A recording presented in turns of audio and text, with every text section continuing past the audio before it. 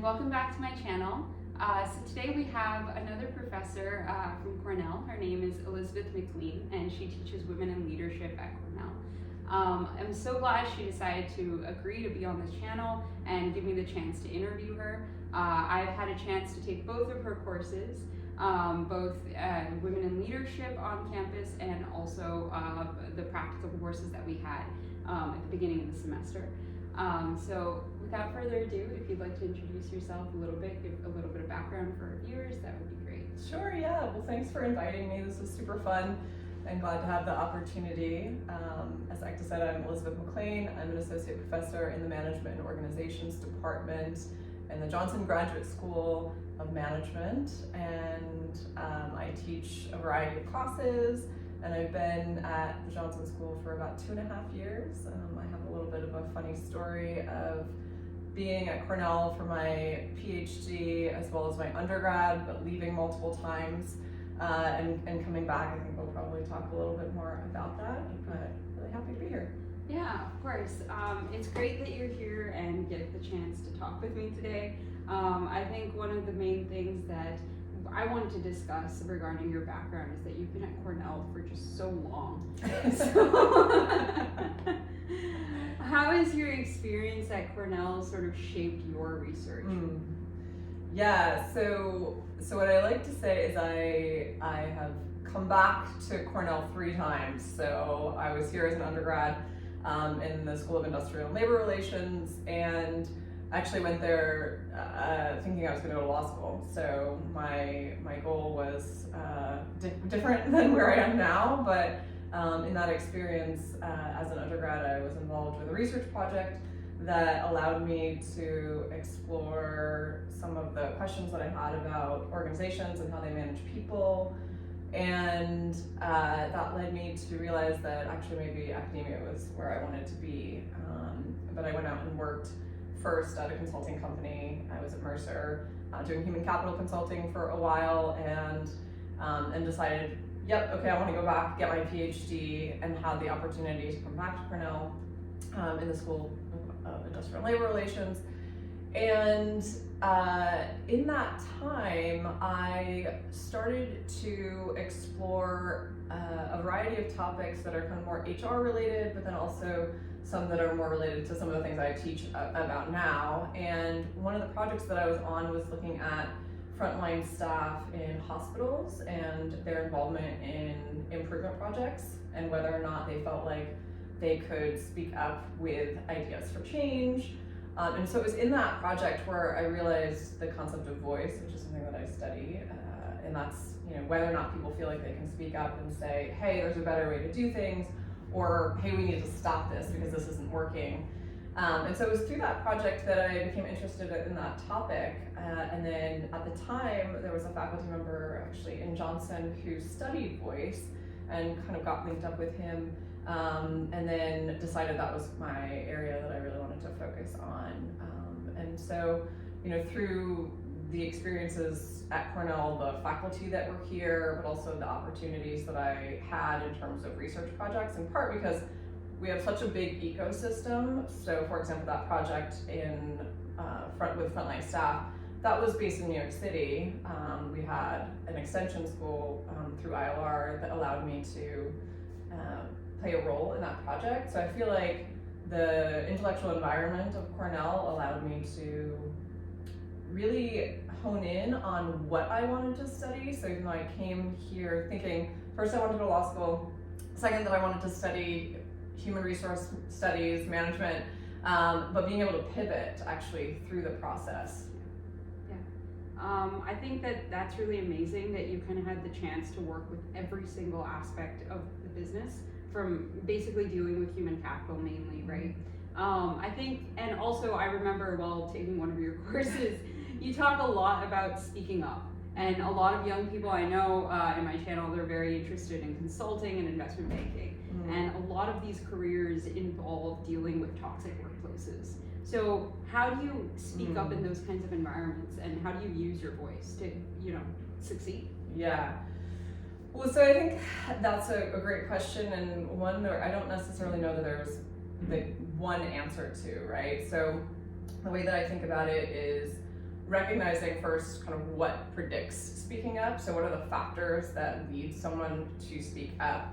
And we know that it's not toxic work environments that facilitate speaking up, right? And so it's environments in which people feel psychologically safe to speak up.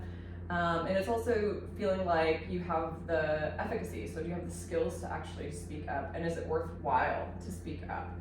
And so when I think about is it worthwhile to speak up? It's like, if I say that something needs to be changed or stopped, are people actually going to respond? Is anything going to happen? So recognizing the factors that lead to whether or not people speak up, then you can do some assessments of, do I feel safe speaking up? Is this a place in which I can speak up? Or are there certain people in which I feel psychologically safe? The relationship is less toxic, let's say, right? And so maybe figuring out who you want to speak to in those contexts. And then in terms of doing it effectively, this is where some of my work on gender has come in, right? So thinking about the strategies that people use, and there isn't necessarily like a one size fits all. The thing I will say is speaking up is thought to be a pro-social behavior, so it's meant to improve the work environment. So highlighting the collective benefit of what you are suggesting on average is a good strategy. So for example, if I'm suggesting that something needs to change, but then people feel like I'm doing that for my own benefit, then that's where some of the negative consequences might come in. But if you can use the angle of, okay, I'm suggesting that something needs to change, but that's actually beneficial for everyone, then that's a tool that can be used to be more effective. Of course, yeah. And I would say that coming back to gender, right? And that sort of discussion. Another aspect of your research I know deals with gender and sort of intersectionality in business. How would you say that people who aren't in a position of power and privilege, especially, if you're starting off with young people and young professionals who are just at the beginning of their career, they want to make sure that they're successful, but they also don't want to do it at the cost of themselves, right? How can they use those strategies to be able to speak up, especially when you're talking about, let's say I'm a young female professional, I'm a young professional, I'll be entering into the workforce. How can I as a person use whatever position I'm in to make change?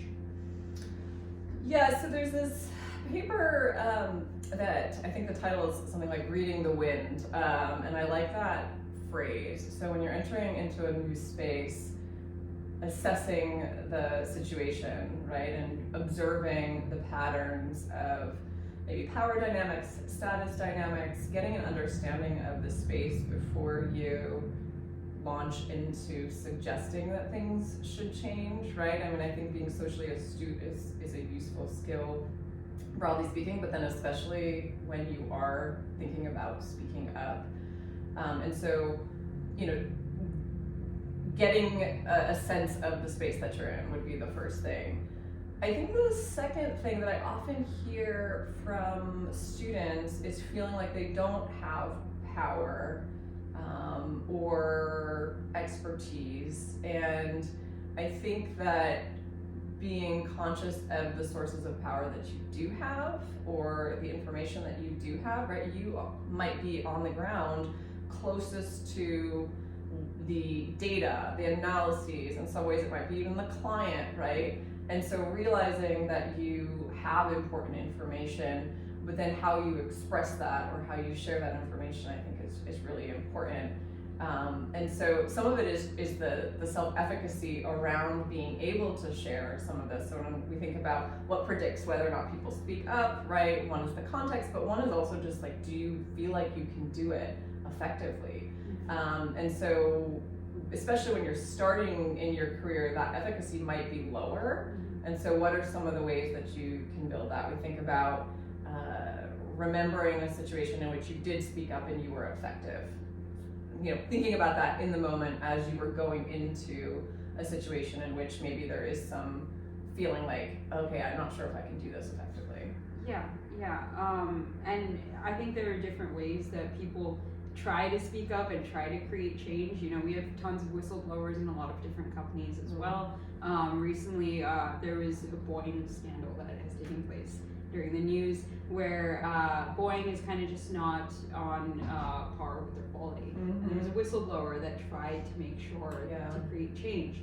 Unfortunately, there was an incident that did take place that it didn't end well for him. But I think starting that, initiating that change is an important step, because there are very successful companies that try to make as much money as possible and try to get away with, let's just say, greed. But speaking up the power of that, the voice of that, is really important for young professionals who are watching. Another thing I wanted to bring it back to that you mentioned was that you worked as a consultant at Mercer, right? Mercer Consulting. So how have your experiences, what have you done in your time as a consultant while speaking up? How did you use those experiences to sort of leverage your career success? Yeah, so I was a human capital consultant, and a lot of what I did was companies would come to Mercer and want to redesign maybe their compensation strategy, also thinking about the relationship among jobs, job descriptions, job analysis, that sort of thing. Sometimes it would be companies changing a strategy and then having to rethink their HR systems, that kind of thing. And, you know, I think that experience for me was, it didn't necessarily inform how I think about speaking up in the workplace as much as it was, what did I like about the job that solidified my interest in going into academia, actually. So for me, what I really liked about the job was figuring out the story, so the big picture, putting together the PowerPoint decks, and less about the details in the decks, but more like, what is the story that we're telling? What's the overall pattern? And that's what I loved doing, more than necessarily all the detailed analyses. I have come to love that more in my role now, but at the time that was not super exciting to me, especially staying really late at night to do lots of those analyses. So I think that role maybe informed more about what I think my strengths are, and then how I wanted to leverage them. In terms of speaking up, I had really great bosses there, and had really good relationships with them, and I remember, for example, I was actually just thinking about this the other day. One of the people I was working with, I was doing this analysis for this client project, and there were different ways to do a calculation. And I had assumed this one way to do the calculation, put the whole PowerPoint deck together, it went to the client, and then I was like, oh, actually, I'm not sure if that was the right way to do the calculation. And then I had to go to the principal on the project and say, I think I made a mistake.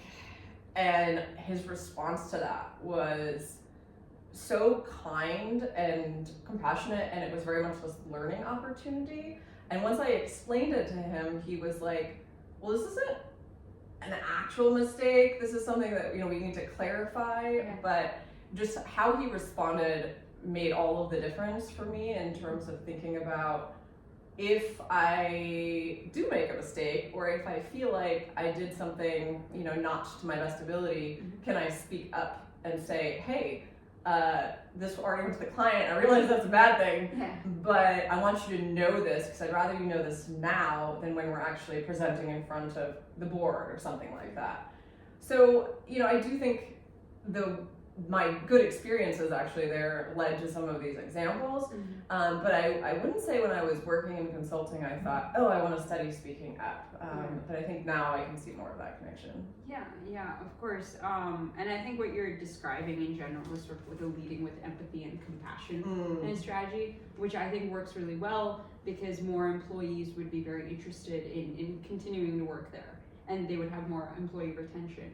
Unfortunately, sometimes what happens is that there tends to be, in these highly competitive careers, very much a kick down, kiss up mentality, which I know that a lot of young professionals will have to deal with.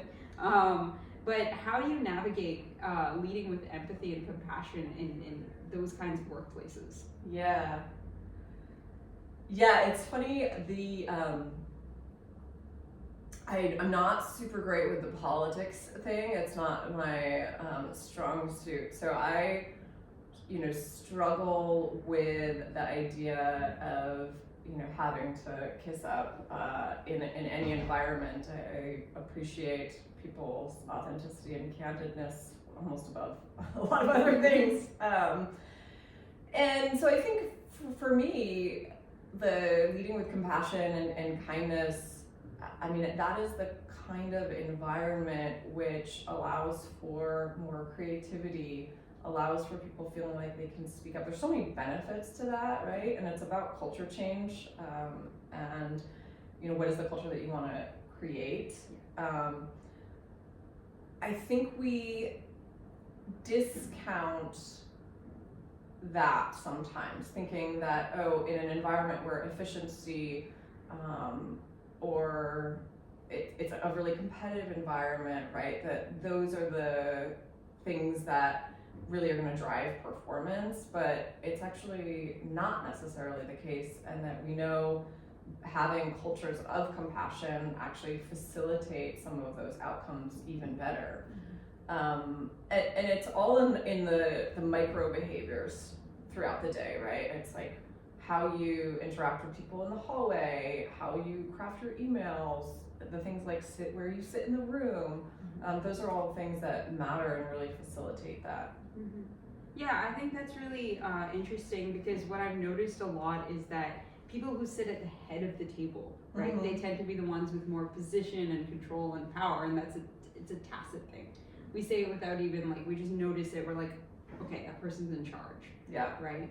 And I know that a lot of your research deals with gender as well. How did you transition from somebody who is, let's say, a consultant at Mercer to basically academia as a whole? Yeah. So my advisor when I was an undergrad suggested to go work first. So the question was, do I just go straight into grad school or should I go work? And he was like, go work. Go see if you like it. Decide if you actually want to come back and get your PhD. And I went out into consulting, and like I said, there were parts that I really liked. I had great colleagues, some who I'm still best friends with, and good bosses. But I really missed the ability to explore more, right? So in a consulting environment, you're solving client problems. Oftentimes the problems are provided to you, and I liked the idea of being able to examine, well, is this actually the problem, or what is the kind of phenomenon that's actually going on? And so for me, it was easy to transition into academia, and I think graduate school is an interesting time in one's life. Getting a PhD is different from getting an MBA, and Cornell is an interesting place too, because I think we create an environment where, as I said, you get to explore, and I think that's really facilitated in the way that we structure a lot of our programs. And so for me, the opportunity to be able to do that during my PhD and kind of figure out what I really wanted to focus on was really great, and part of actually why I wanted to come back as faculty. So for me, the transition was relatively easy, in part because I did a lot of self-exploration, then went out and tried, experimented, and said, well, maybe I will like this more, and found there were parts that I liked and there were parts that frankly I didn't like. And so coming back into academia, kind of similarly, there's parts that I like and there's parts that I don't love, but on average, really love the opportunity to be able to examine organizational issues from more of a theoretical lens. Yeah, I mean, I would say, what parts interested you the most about academia outside of corporate culture? So recently one of my students asked me, if I was introverted or extroverted, and how I deal with when I teach back-to-back classes. So the Women in Leadership on Tuesdays, and I was teaching 6 hours straight, and then the question was like, did you go home and just not want to talk to anyone, or are you energized after? And I thought, oh, that's an interesting question, one I haven't really thought about in a while. But it reminded me of when I was an undergrad, and I did some exercise like around careers. There's actually the exercise that led me to realize I didn't want to go to law school. And it was a visioning exercise, and it was like, envision yourself in 10 years in your career. What does that look like? And I was in an office, and the walls were painted red for some reason, and it was just bookcases, like floor to ceiling bookcases. And I was writing at my desk at a computer, and I was by myself. And it was this interesting kind of thought experiment of, well, that's my ideal work space, is by myself in an office writing, and there are lots of books. So that was sort of, for me, eye-opening in terms of realizing that my, so let me say, that's not consulting, right? Yeah, it's the exact opposite of it. So that's it. And so I think for me, kind of being in an environment in which I can do that, now I would say I also really love teaching, being in the classroom. I like getting to work with organizations and solving some of their problems from a more research-based approach. Right. And so there's a combo. Like, I think if I were just sitting in an office by myself all day, I would not be happy. And simultaneously, if I were in an open workspace environment dealing with client issues all the time, I would not be happy. Yeah. But it's the combination of things and the variety, like the task variety, actually. So we were actually discussing this a little bit before. So my background is in tech, and the majority of people that worked in tech during the pandemic were remote, work from home, sort of isolated, and living in that sort of 9 to 5. But we weren't talking to people. So that has led to a shift in both organizational structure and social structures. How do you think that has sort of changed from pre-pandemic, where we were going to work, we were going 9 to 5, and then the change that we have post-pandemic, where we've been through this huge traumatic event globally, right? So how has that impacted organizational structures, and especially both in speaking up and also social structures casually? Yeah, so I mean, we were talking about this from like a cultural lens, right? So pre-pandemic, norms, expectations, were probably, on average, right, sort of set in organizations. And then the pandemic happened, and then we shifted how work was getting done. There was also, it exacerbated status differences, right? So you think about certain workers could work from home, certain workers couldn't work from home. And now we're in a place where I think organizations are trying to figure out, well, what are the norms that we want? Are we going backwards? Or have things changed enough that we have to create something new? And so it's like it's a sense-making process, I think, and we're seeing some of the challenges associated to that, right? So some employees do not want to go back into the office, and some organizations are saying, actually, this is really important. And so, I think the impact on employees and organizations, it depends on the context, but it feels like, based on conversations that I have with organizations, that we're still trying to figure that out on average. And there were certainly some benefits for some people during the pandemic. But I think the part of getting to interact in person, right, and the benefit of that, we see sort of a trend also towards realizing it makes a difference when you're sitting in a room together as opposed to on Zoom. On Zoom. Yeah. I mean, definitely it feels a little bit more impersonal working together on Zoom. And I have always been one for remote work, just because you live in a high cost of living city, and I know a lot of young professionals are working towards moving to either New York or these big cities, where not only is it a high cost of living, but you have transport, you have getting to work, commute, all of that stuff adds up. And maybe being in person, you can't really be your best self because you're just so overwhelmed by just the day-to-day of being an adult. So how do you manage that with someone who has your experience, maybe has lived through so much, basically? So I think it's interesting. There's different ways to think about this, but I think about boundary setting. So one of the challenges that I remember feeling when I was working in consulting was I didn't feel like I could set boundaries in terms of when I was not working. I felt like I always had to be on, and I think that if I were to go backwards in time, I might tell myself that I could have set more boundaries.